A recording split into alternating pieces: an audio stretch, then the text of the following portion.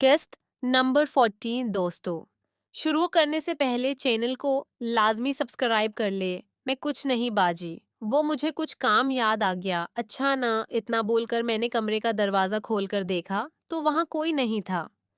घर में उस वक्त नाजी बैठे हुई थी, लेकिन उसके कमरे का दरवाजा बंद था। तो मैंने उसे अपना वो मड़कर इग्नोर कर दिया और वापस नूरी बाजी के पास गया और उन्हें नींद की गोलियां देते हुए बोला, मैं बाजी उसको अपने पास रखूं और रात को दूध में मिलाकर सबको पला देना। उसके बाद हमें कोई डाइट डिस्टर्ब नहीं करेगा। बाजी, लेकिन ये है, क्या मेरी नींद की गोलियां हैं? उसको खाने के बाद सब आराम से सो जाएंगे और हम दोनों मजे करेंगे। कोई भी हमें डिस्टर्ब करने वाला नहीं होगा। लेकिन ये गलत है। मैं अगर तुम्हें अपनी जरूरतें पूरी करनी है तो तुम्हें ये करना ही पड़ेगा। बाकी तुम्हारी मर्जी है। मैं जा रहा हूँ। तुम कुछ देर सालों की, आज मैं तुम्हें रात सोने नहीं दूंगा। मेरी बात सुनकर मेरी बाजी शर्मा गई और दूसरी तरफ देखने लगे। मैं भी उनके कमरे से निकलकर अपने कमरे में चला गया। कमरे में आने के कुछ देर बाद मुझे प्यास लगी, तो मैं देखा तो उसमें पानी नहीं था। तो मैंने जग उठाया और पानी लेने किचन की तरफ चलता हुआ।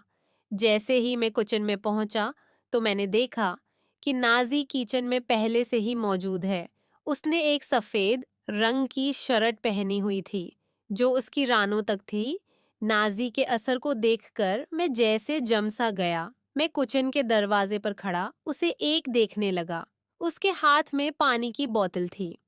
जब जैनब ने मुझे देखा तो वो पानी पीने लगी, लेकिन कुछ उस तरह से कि वो लगातार मेरी ही तरफ देख रही थी और मन्ना खोलकर बोतल करके पानी ऊपर से मना में डाल रही थी, जिसकी वजह से 90% पानी उसके मना जाकर बाहर निकल रहा था और बहतर उसके कपड़ों के अंदर सुनाता जा रहा था। थोड़ी देर में वह खाली होगी तो नाजी ने दूसरी बोतल निकाली और फिर से वैसे ही पीने लगे। लेकिन अब नजारा बिल्कुल बदल चुका था और मेरी तरफ ही देखकर पानी पी रही थी। दूसरी बोतल भी खाली होगी तो नाजी में बोतल शराब पर रख दें और मुझे देखने लगी। उसके होंठों पर हल्की सी मुस्कुराहट थी।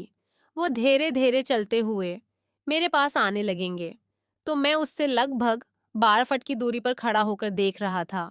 लेकिन जब वो चलकर मेरे करीब आ गई तो उसे इतने करीब से देखते हैं मेरी हालत खराब हो गए। मेरा गला एकदम खत्म हो गया। नाजरीन ने मेरे पास आकर कुछ देर मुझे देखा, फिर मेरी आंखों में देखते हुए कहा, नाजी क्या हुआ? भाया प्यास लगी है क्या? मैं देखते हुए, हाँ बहुत ज्यादा नहीं तो देख क्या रहे हो? मैं तो मेरी प्यास पूरी करेगी। ना ले आया क्यों नहीं, एक बार कहे। तो नाजी की बात सुनकर मैं बेकाबू हो गया और नाजिया किया बेहूदगी थी। भैया मैं तुम्हारी बहन हूँ, तुम्हें शर्म नहीं आती अपनी बहन के साथ ऐसी हरकत करते हुए? मैं तुम्हें कितना प्यार करती हूँ और तुम मुझे कैसी नजर से देखते हो? मैं सूरी नहीं, लेकिन मैंने जानबूझकर नहीं किया। आज तुम बहुत प्यारी लग रही हो तो मैं खुद को रोक नहीं पाया। ना उसका क्या मतलब, मैं प्यारी लग रही हो तो आप मेरी इज्जत के साथ खेलोगे? मैं नहीं नाजी, तुम गलत समझ रहे हो। मैं तुमसे बहुत प्यार करता हूँ। तुम्हारे बारे में कभी गलत नहीं सोच सकता है। प्यार तो अब दोनों बहनों से भी करते हैं ना। किसी ने फिर दोनों बहनों का नाम लिया था। मैं फिर से सोच में डूब गया। मुझे देखकर न जाने कहाँ नाजिया प्यास नहीं लगी क्या भी? आ जाओ, जाकर पानी पी लो और एलटी सीधी हरकतें करना बंद कर दो, नहीं तो अम्मी अबू को सब बता दूंगी। मैं आपसे बहुत नाराज हूँ, अब आपसे बात नहीं करूंगी। इतना बोलकर नाज अपने कमरे में चली गई और मैं ठीक इस वही कहाँ नाजल हो जाते हुए देखता रहा। क्या लड़की है यार, ये नाजी मेरी समझ से बिल्कुल बाहर है। मैं पानी पीकर अपने कमरे में आया और कुछ देर बैठा रहा। फिर मैंने अभी के लिए नाजी से सूरी बोलने के लिए उसके कमरे की तरफ चल दिया। उसके कमरे के पास पहुंचकर मैंने दरवाजा न किया तो उसने इंदर आने को कहा। जब मैं अंदर गया तो मुझे एक और झटका लगा। मैं तो नाजी कोब्स देखता ही रह गया। मेरे अंदर जाने के बाद नाज़म मुझे देखने लगी। मैं तो बस आंखें फाड़े नाजी के इसहाक डार वजूद का दीदार करने लगा।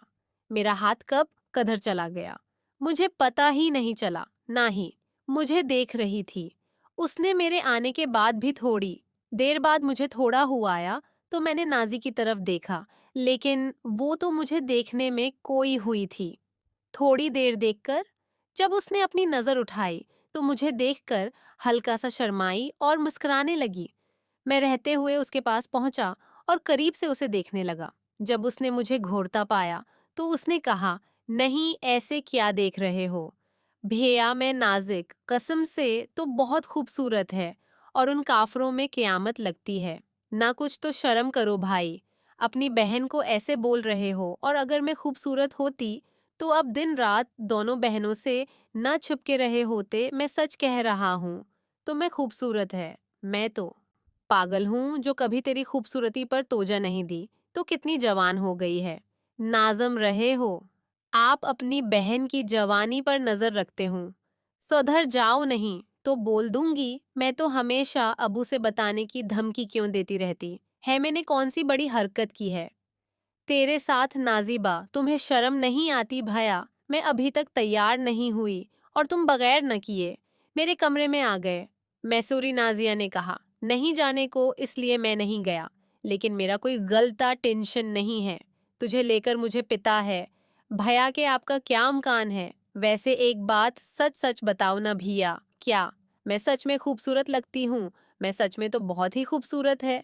तुझे देखकर तो अच्छे अच्छे 78 खड़े हो जाते हैं। मैंने ये बात नाजी की आंखों में देखते हुए कही थी, जिसे नाजरीन ने भी देख लिया और शर्मा कर दूसरी तरफ देखने लगी। अच्छा भैया, ये बताओ कि मैं अब भी ज्यादा अच्छी लग रही हो या कुचन में ज्यादा अच्छी लग रही थी? मैं नाजी की बात सुनकर उसे देखने लगा और सोचने लगा कि उसके दिल में क्या चल रहा है। कभी एक दिन नाराज हो जाती है, कभी ऐसे सवाल पूछती है। दोनों जगह बहुत खूबसूरत लग रही थी, लेकिन अभी किसी की तो बहुत खूबसूरत लग रही है। फिर नाजी की आंखों में देखकर इशारा करते हुए मैं और किसी की पुक्चर में खूबसूरत लग रही थी। नाजी समझ गई कि मैं क्या कहना चाह रहा था, तो उसमें थोड़ा नाराजगी के साथ मुझे देखते हुए कहा, नहीं, अब सच में बहुत कमीने हो। भाया, आपकी बड़ी नजर अब मुझ पर है, लेकिन मैं आपके हाथ नहीं आने वाली, इतना याद रखिए। कि ये कहते हैं, मुझे पूरा यकीन हो गया कि नाजी को दोनों बहनों और मेरे बारे में सब कुछ पता है। दोनों बहनों के साथ होने वाली बातों के दौरान मैंने कई बार महसूस किया था कि कोई आस पास है, लेकिन मैंने हमेशा इग्नोर किया था। बातों बातों में मुझे इशारा देती रही कि उसे सब पता है, लेकिन मैं हमेशा कंफ्यूज रहा। लेकिन अभी उसके कहे हुए एक लफ्ज आपसे ये कन्फर्म हो गया कि उसे सब कुछ पता है ना। उसको कहना चाहे था कि आपकी बड़ी नजर मुझ पर है, लेकिन उसने कहा का अब मुझ पर है। मतलब उससे पता है कि मैं दोनों बहनों को पहले ही पढ़ चुका हूँ। अगर नमाजी को सब पता था, तो उसने कभी उम्मी अबू को क्यों नहीं बताया? अगर उम्मी अबू को बताया, तो कम दोनों बहनों को तो बता देते। इन सब बातों पर गौर करने के बाद मैंने एक फैसला किया कि अब मैं नाजी के साथ भी आगे बढ़ूंगा। वो भी खुलकर अगर उससे पिता होता, तो ये बता चुकी होती। शायद उसे भी ये सब अच्छा लग रहा था, इसलिए उसने अभी तक किसी को कुछ नहीं बताया। मैं भी उसी सोच में डूबा हुआ था कि मुझे नाज की आवाज सुनाई दी। दोस्तों, अगर एक नज़र देखने के लिए चैनल को लाजमी सब्सक्राइब कर ली और साथ में बेल आइकन को भी दबा दें, ताकि नेक्स्ट का नोटिफिकेशन आपको फौरा मिल जाए। तो किसी भी किस्म की कहानियाँ, अब फिर ये कहानी कार्टन के बगैर घर किया बाहर की मुकम्मल कहानी खरीदने के लिए उस नंबर पर व्हाट्सएप हमारे पास लातादाद हर तरह की कहानियाँ और नावल मौजूद है। आपको बहुत सी सीडीज बहुत अच्छे रेट में मिल जाएगी।